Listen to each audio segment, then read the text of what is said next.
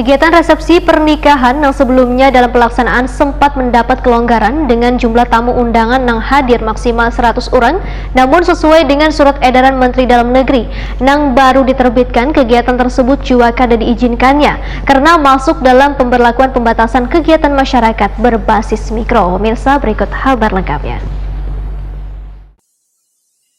Kegiatan resepsi pernikahan yang sebelumnya dalam pelaksanaan sempat mendapat kelonggaran dengan jumlah tamu undangan yang hadir maksimal 100 orang, namun sesuai dengan surat edaran Menteri Dalam Negeri Tito Karnavian yang baru diterbitkan, kegiatan tersebut juga kada diizinkan karena masuk dalam pemberlakuan pembatasan kegiatan masyarakat berbasis mikro. Demikian dipedahkan juri bicara Satgas Penanganan COVID-19 Banjarmasin Dr. Mahaliriadi SHMH Waitakuni Prima TV Baisukan Rabu 5 Mei 2021.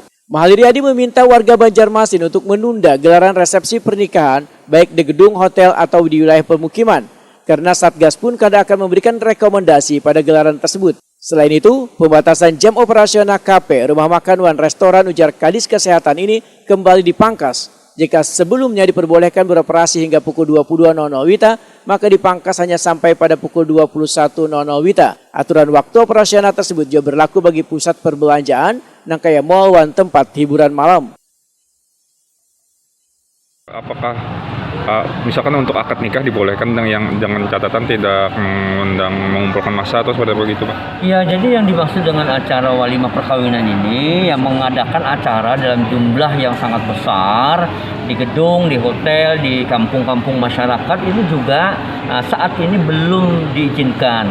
Ya, kalau sekedar akad nikah saja dalam jumlah yang kecil ya dikunjungi oleh tim Satgas untuk menentukan apakah ini betul-betul terlaksana protokol kesehatan. Nah, itu memungkinkan saja untuk ijab kabulnya. Tetapi untuk resepsi perkawinannya yaitu yang dilarang sementara waktu ini, baik yang diadakan di kampung, di masyarakat atau di gedung, di hotel-hotel.